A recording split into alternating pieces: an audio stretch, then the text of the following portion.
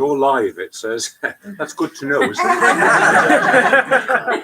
Might be dead. In case you worried that I was dead. Good to know. The question that we have before us is, do rituals make you a better Muslim? The simple answer is no, but they might help. So clearly they are not an end in themselves. Rituals can help in terms of helping human beings to become better human beings. That's my starting point. They are not an end in themselves. When I am teaching courses for people who begin their understanding of Islam, what I often say is, if they're Christians, for example, I say, next time you come out in their understanding of Islam, what I often say is, if they're Christians, for example, I say, next time you come out of church, just stop the vicar at the door and say, what's the point of religion? Now, if you don't get a punch in the mouth, it will be interesting to know what kind of response you get. Now, if we were to ask that question in a Muslim context, we have a clear answer, because the whole point of religion is not an end in itself. The whole point of religion is to build within us a deeper and deeper understanding of taqwa, because this is guidance for those who are full of taqwa. So taqwa is the key concept that we need to understand here. And I translate taqwa this way. I call it God consciousness. And I say that I may be aware in every fiber of my being, in everything that I do and say and am, that I am the creature of God, that God has given me a high dignity to be the Abd and the Khalifa of God, that God has given me guidance, that God will hold me to account, and that even though I do not now see God, God sees me all the time. This is my translation, my definition of taqwa. Now, if I were living constantly full of God consciousness, there would be no room for sin to enter my life. I would always be in a state of Islam. I would always be in a state of closeness to God. However, the reality is the difference between being on earth and being in paradise is that once you get into paradise, you can't get out again. Whereas as long as you're in this life, you always have the potential to actually drift off message.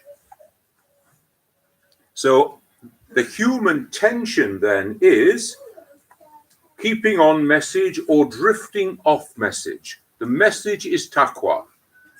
And everything that we associate with the practices of Islam are to promote that sense of taqwa. That's what they're for. To promote it and to keep us in it. Assuming that we get close to it, as it were, we get ever closer. And once we get there, well, you'd like to stay, because that's like being a saint on earth. But for the rest of us, we're still struggling. Now, if that is the function, if that is the purpose of religion, if that's what it's for, then we see that rituals that help to promote a sense of taqwa are good and helpful. Something that does not promote a sense of taqwa is not so good or helpful. And then there are grey scales in between. Some things are more helpful than other things.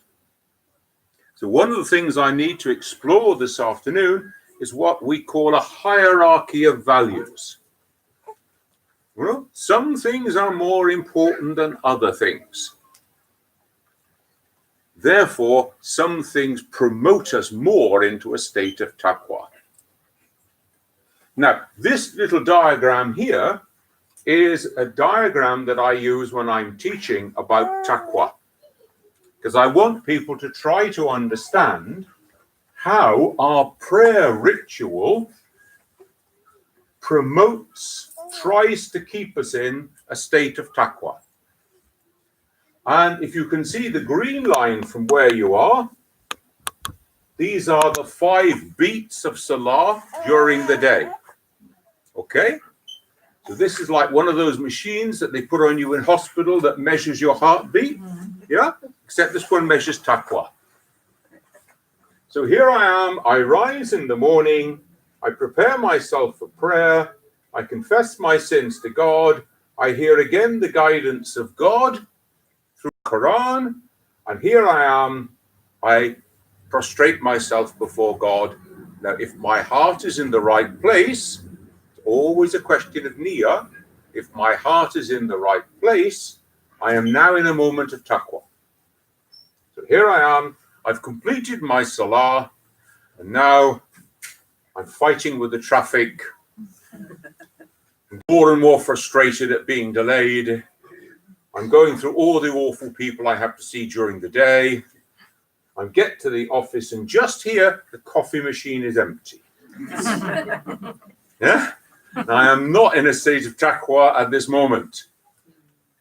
But you see, this is where the cycle of the ritual kicks in, because it's never more than a few hours before I'm dragged back again to stand before God, to confess my sin, to hear again the guidance of God, and to enter again into that moment of taqwa.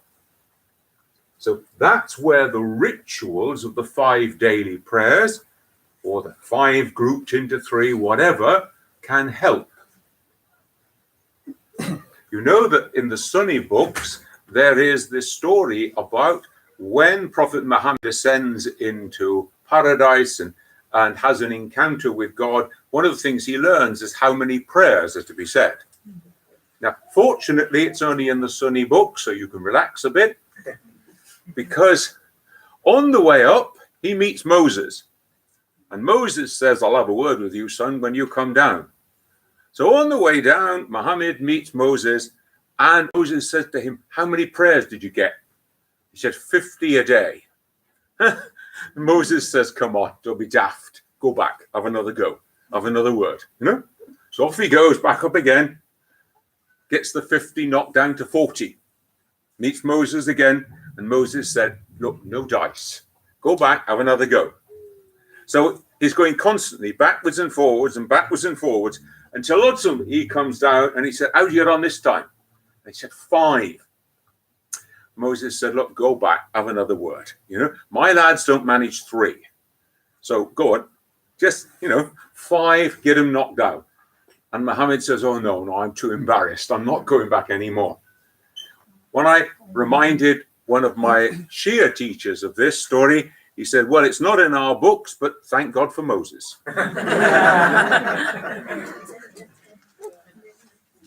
So you can see this is a bit like forming the backbone of the day.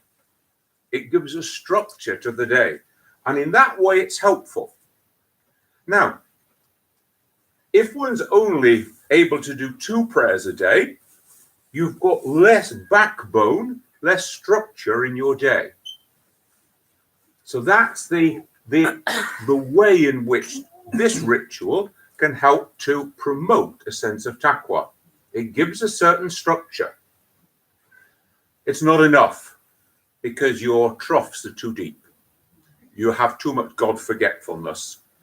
So therefore, our dua kick in on top of this. Now, as we know, you can say dua at any time, in any place, in any language, under any circumstances. And so what the dua are doing is constantly pushing up a level of taqwa. They're filling in the gaps in between, as it were, and pushing them up. Now, if you are constantly, as it were, holding God or bringing God into the deal, you're constantly, that's why we say Bismillah before we start doing something, constantly bringing God into the deal, then you're pushing up your level of taqwa. So the ritual of those little dua are also supposed to be promoting a level of taqwa. And then, of course, we know that the tzika come in here on top of that, because the prayer of the constant remembrance of God is our heart at work praising God when our bodies and our minds are doing something else. So here's the heart. Here's the heart, here's the mind, and here's a combination, as it were. This is body as well. But you can see that they all fit together. Now, in this case, then, the ritual of prayer is promoting the worship of God. It's promoting a sense of taqwa. Therefore, it's a huge help. When might it not be a huge help? When it becomes such an overwhelming burden that one wants to whack it out as quickly as possible so that one can get back and watch the TV. In other words, the ritual in itself is not magic. It does not do the deal. There's got to be the niyyah, the intention behind it. Because the end goal is not exercising your back. The end goal is promoting a sense of taqwa. So in our hierarchy of values, this is the top of the tree. This is the most important one. And other things are less important. Now, you can work your way through and think about a hierarchy of values here. Another little story. Now, this one I made up, but it's really good because I made it up. It's the first Muslim astronaut. The first Muslim astronaut is going up, is going to be circling the Earth. Because he's a man of great piety and he's also going to be blasted into space, he thinks he better sort out his prayer routine when he goes. So he writes to the Al-Azhar for a fatwa. And he says, look, I'm going to be blasted into space. I'm going to be going round and round like this. Which way is Qibla? Huh? Which way is Qibla, he says. And the response comes back from Al-Azhar, the fatwa. And it says, dear sir, take your right hand, raise it to the level of your ear, and now slap your silly face. Because whichever way you were facing when you started, you've been around the earth twice. So in other words, not doing the prayer because one can't find the Qibla, it's just getting the wrong end of the hierarchy of values. Yeah, it's like I have a good friend who had a massive heart attack. He's a Ithnashari scholar. He's now in America. Big heart attack. He recovered, and in order to prove he'd recovered, he thought he'd walk up Kathmandu. See? So there he is, walking up Kathmandu. Now it becomes time for prayer. So what exactly is he going to do? Well, because he's a good scholar, he knows what he's going to do is get on with it and pray on the move. Because his hierarchy of values is in place. So just in the same way, some people were sitting for namaz because that's the limit of their physical movement. You could be lying in bed, but you can still make namaz. There's a hand that can move, or a finger, or as I say, an eyelid. And if the eyelid doesn't work, God still understands. So again, rituals require us to think about hierarchies of values. But that's where a ritual can be a good support. Is the ritual the end in itself? No. Is the ritual the most important thing? No. Abandoning the ritual can be really dangerous. In this regard, if you don't have a backbone, you don't have to flop around all over the place. So backbones help us, they support us. Now, there have been in history some of the great Sufis who have said, when you ascend to my level of spirituality, you don't need the outer rituals anymore. Well, maybe when you ascend to their level of spirituality, that works. But I certainly haven't got there yet. So I think that it's important that we don't just chuck out the backbone The way I look at it is this. If you buy a coconut, why do you buy the coconut? It's not for that great outside shell, unless you want to be clickety-clock noises for the kids in school, or you want to, hang things up in the garden. But you don't buy it for that. You buy it for the milk. You buy it for the flesh. But the milk and the flesh don't come unless you've got the shell of the coconut. So the outer shell of the ritual is what preserves and makes possible access to the inner spiritual core. Now, it's the inner spiritual core you want, but without the ritual, it's just flown all over the floor.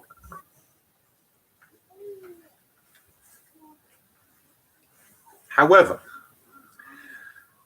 you remember we had this morning the hadith of the Prophet in which he says, go to any lengths to keep far away from the hudud.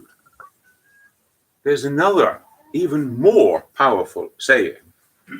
It is the verse of the Quran which relates to fasting during the month of Ramadan. And how does the verse begin? It begins, what I want is your ease and not your hardship. What I want is your ease and not your hardship. Now, one of the great problems about religion and religious people is that we often work on the premise, the more it hurts, the harder it is, the better it's got to be. Yeah? It's a bit like going to the gym, If it doesn't hurt, you're not making any gain. Nonsense. Nonsense. But nevertheless, that's what we're told. Therefore, the more the observance of the rituals hurts, the better it's going to be for you. Well, that's not entirely what the Quran says. It says, what I want is your ease and not your hardship. Now, this is a hugely important point of law, because the scholars of fiqh will tell us that the scholar who is investigating a question, you ask a scholar, what should I do? Well, there are two possible ways that we could give you guidance here. This or that. The instruction is very clear. You choose the easiest one. Because God wants your ease and not your hardship. You choose the easiest one.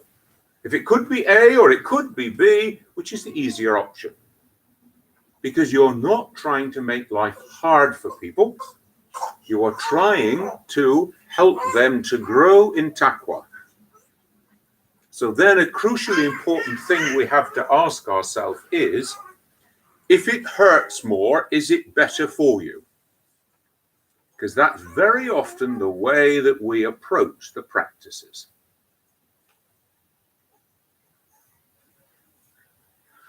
And then I'm always amused and saddened. Somebody will tell me, I couldn't have a shower this morning because it's Ramadan. And if I'd had a shower, it could have been that a drop of water had entered my mouth and I'd have broken my day of fasting. And I say, and did you go into the shower in order to open your mouth to get some of the water down it? Yeah, was that the intention? So again, looking at the niyyah, the intention behind the act, the niyyah is to promote God consciousness. The niyyah is not to screw up the practice. Now, that's not to say that fasting isn't important, etc., etc., but it is to say that if you do not have the intention, of course, you may have gone in with a mouth wide open. I don't have the intention of anything going in my mouth. Okay, you get the picture. Huh? So it's important then to distinguish between intentions and actions. Now, just checking the time and the questions. Right. Another lot of rituals that we have are the annual rituals that permeate the year. Most especially, of course, we have the ritual during Muharram. In order to come to a real understanding, I think, of the way in which those rituals can elevate our sense of taqwa, is to get out of our time zone into the time zone of God. Because God is not limited by time. Yeah? By definition, God is eternal, not limited by time. Now, from our perspective, we can say that the events of Karbala took place in 680. From God's perspective, they are taking place today. Because there is no time with God. There is no history with God. There is no future with God. Everything is today. Because God is not limited by time. So that means that when we remember, when we commemorate, let's say the rituals of Muharram, what we're doing is entering into God's time. And in God's time, we are entering into those events which are happening right now. Therefore, they are a spiritual encounter. Spiritually, we are standing on the field of Karbala with Imam Hussein and his companions and the children and the ladies, etc. Now, in this way, then, they cease to be a set of rituals or practices that we do every year at this time, and they take on a completely different spiritual significance. Because one is actually entering into those events now. And by entering into those events now, one is also entering into those events tomorrow, next week, next year, 10 years' time, whenever. Because God's time has no future either. So what we're doing then by entering into those annual rituals is entering into the timelessness of God, in which we are able to encounter God in a completely different way. Able to make a commitment in a totally different way. So it's not a commitment for today, it's a commitment which is timeless. Now, most of us can't think timeless most of the time. Yeah, because it's not easy. So what we have to do then is to think from 1 minute to the next, from one day to the next, from 1 year to the next. That's why we repeat those rituals on an annual cycle. It's not that we're just, as it were, going through it all over again, but it is that we're actually entering into, through those rituals, that timelessness of the presence of God. Now, in this way, I think, you see, we can see the rituals promoting us very much into an observance.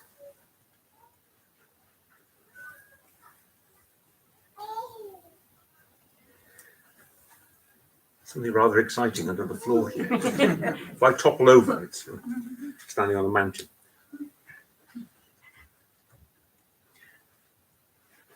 One of the real difficulties, I think, that we have, see, if you look at what happens in most madrasas and most Sunday schools and places like that, what you're doing is you're teaching the ritual system.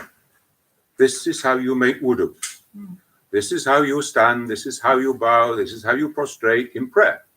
So you are very often teaching ritual, not necessarily teaching this inner dimension of how the ritual promotes taqwa.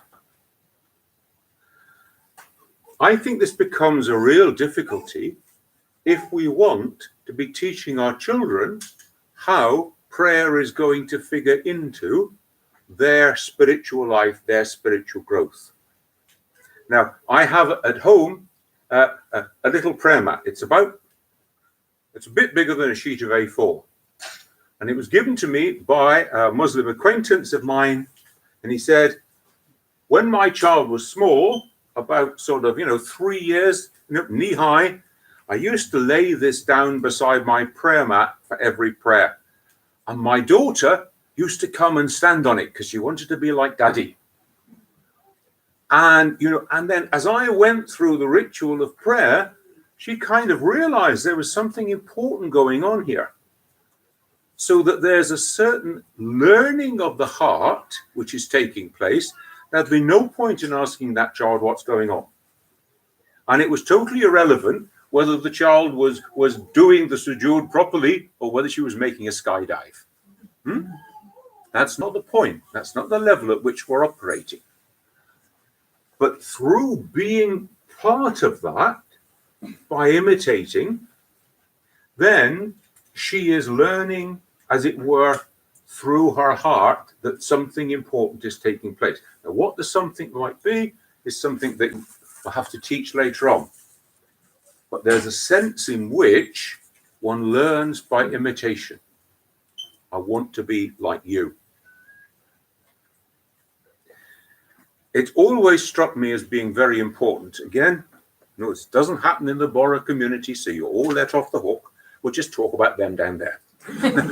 Them down there, they say, the men go to the mosque and the ladies pray at home. That's because they want to chat afterwards and make sure the food is ready when they go home and they don't have to do any work. Why then is the allowance given that women get the same barakah, the same blessing praying at home as if they were in the mosque, even for Jummah prayer? Well, the reason is a very practical one, because it goes back to I want your ease and not your hardship. If you insisted that women were obligated to go to the Jummah in the same way that men are, well, presumably we just toss the children in the air, run in, do our prayers and run out and catch them again. Just who is going to be looking after the children and the elderly and the sick? Now, traditionally, this was a function of the ladies within the household. Not anymore. Okay. But you get the picture. Right. However, there's a very positive element of this. One of the responsibilities of a married woman within the Islamic system is to establish the rhythm and the ritual of prayer within the home.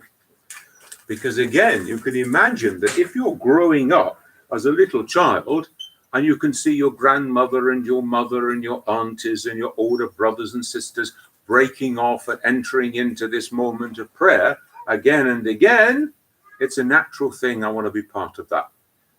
Can I line up with you? So again, the ritual promotes. Our problem is, what does it promote? Because if we don't push it far enough, all it promotes is up and down, up and down. That's why we've got to get the hierarchy of values into place. So one of the questions that I want to suggest that we should talk about is, how do we teach our children to pray? Do we teach them the ritual of prayer? Is that enough? In what context? But what about what I call talking to God stuff? Because the reality of the talking to God stuff is actually getting us closer to the juice of the coconut than the outer shell is. The outer shell will become more important as they get older, but the juice is the important bit. Right, my time is almost up. Okay, one last thing I want to say. There is a danger in this. The danger is as follows. Is what is sometimes called cafeteria Islam. You go into the cafeteria and there's not a set meal. You just have a bit of that, a bit of that. Well, fancy that, I'll have a bit of that. So you pick and mix the bits that you want. Now, there is a sense in which every one of us is individual. Yeah? One size does not fit all. Every one of us is individual. Taqwa is universal. How you get there is individual. In the wisdom of Allah, the Quran, the Prophet, etc., we have certain rituals, daily, weekly, monthly, yearly, whatever, to promote it. But it's the taqwa which is the universal. But different strokes for different folks. There are some people for whom certain rituals, be they daily, weekly, monthly, annually, whatever, are hugely important in building the scaffolding of their spiritual life and improvement. And there are some people for whom some of those rituals are not terribly helpful. Now, that is the case then. However, the danger of that is what we call cafeteria Islam. You know, I'll pick the bits that suit me. Now, cafeterias are really good because you're dead if you don't eat. Yeah? So that, you know, let's not knock it. Because you're dead if you don't eat. But you don't necessarily get a very balanced, nourishing diet just by always going to the cafeteria. So there's a sense in which one's got critically to think about this. Okay, different folks, different strokes, yes. Does that, however, though, lead us into a very unbalanced kind of diet? And eventually it can lead us into structureless life. Structureless life, maybe if you're at a high spiritual plane, maybe, however, you become an amoeba and you can take on whatever sludge happens to be around. That's, to me, that's a danger. So, to summarize, aren't I good on time, eh? He's got the watch out. You can't see that from where you are, huh?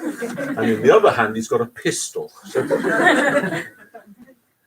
Question. Does it do you more good if it hurts more? Often our approach to religion. Second question.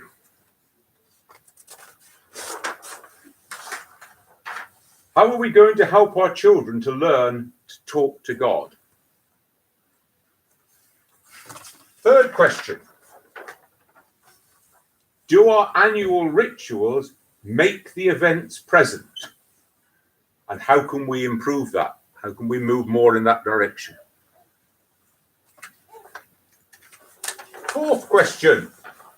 Different strokes for different folks. Does this lead to cafeteria Islam? Does it necessarily lead? And if it does, what do we do about that? Don't die of hunger. Third, how do we construct a hierarchy of values? What goes in which order? Which are the most important things? Which are the less important? The less again? All the way down into a hierarchy. It'll be quite interesting to just kind of talk about. If we said 5 things to arrange into a hierarchy of values, which 5 things in which way would you put them? I was going to say, you know, take these 5 and arrange them. And I thought, no, this is for you guys. You could do it any way you want. Right, Master, can we break into groups? Is that it? Yeah, no, sorry. I was too busy listening. No, thanks, Chris. So I've had 2 suggestions. Some people have said switch the groups, some have said keep them. So put your hands up if you want to stay in the same groups. That is a compliment to whoever's in Usman's group. So, and hands up if you want to switch it up. It makes no difference. Switch it up. Nobody's got hands. Democracy. Hands up if you want to switch it up. Yeah, fine. Okay, we're going to switch it up. Okay, so 1, 2, 3, 4, 5, 6, 7. 1, 2, 3, 4, 5, 6. Are you 3 again? 1, 2, 3, 4, 5, 6, 7. 1, 2, 3, 4, 5, 6, 7. 1, 2, 3, 4, 5, 6, 7. I don't care. 1, 2, 3, 4, 5, 6, 7. Same places. Sorry, some of you just turned up. One's over there, 2's there, 3, 4, 5, 6, 7.